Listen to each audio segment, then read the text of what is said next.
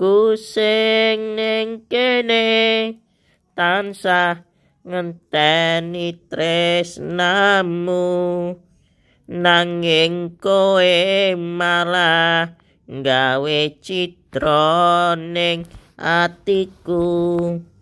Kowe malah lunga ninggalke janji sing mbok arep kok tepati, nanging kowe wis lali.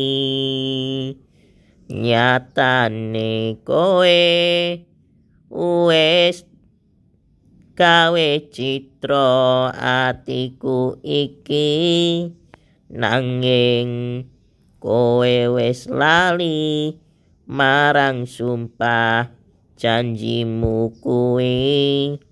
Wis aku tak pasrahke karo Gusti.